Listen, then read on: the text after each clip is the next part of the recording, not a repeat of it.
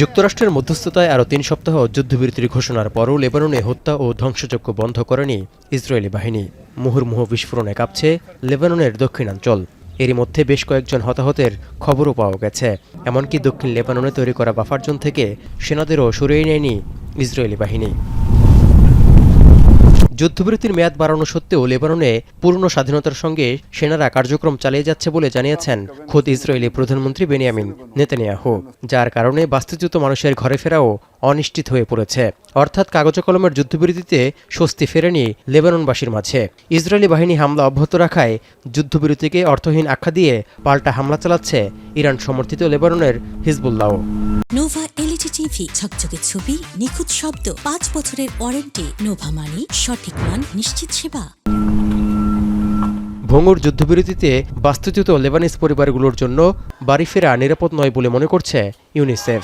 কারণ অনেক আবাসিক ভবন ও হাসপাতাল ক্ষতিগ্রস্ত, যেখানে ফিরেও স্বাভাবিক জীবনযাপন করা খুবই কঠিন। তার উপর হামলা আতঙ্ক তো আছেই, যা শিশুদের জীবনে ক্ষতিকর প্রভাব ফেলবে। এখন পর্যন্ত প্রায় 12,000 শিশু ইউনিসেফের তত্ত্বাবধানে বসবাস করছে। Everyone wants to go home, no one wants to be in a shelter, but if your home has been turned to rubble, or if your home is now occupied, or if you're simply going back to an area where the only hospital can't function anymore, all these things are making it very difficult for people, even with a ceasefire. যুদ্ধবিরতির মধ্যেও দক্ষিণ লেবাননে নজিরবিহীন ধ্বংসযজ্ঞ নিয়ে উদ্বেগ প্রকাশ করেছে জাতিসংঘ। এমনকি বিশ্ববাসী লেবাননকে আরেকটি গাজা হিসেবে দেখতে চায় না বলে ফের সতর্ক করেছে সংস্থাটি। Unprecedented level of destruction.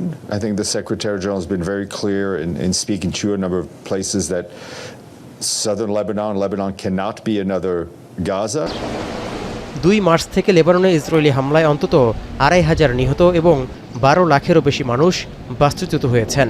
দক্ষিণ লেবাননে 6 হিজবুল্লাহ সদস্যকে হত্যার দাবিও করছে ইসরায়েল। তৌহিদুর রহমান, এখন বিশ্ব।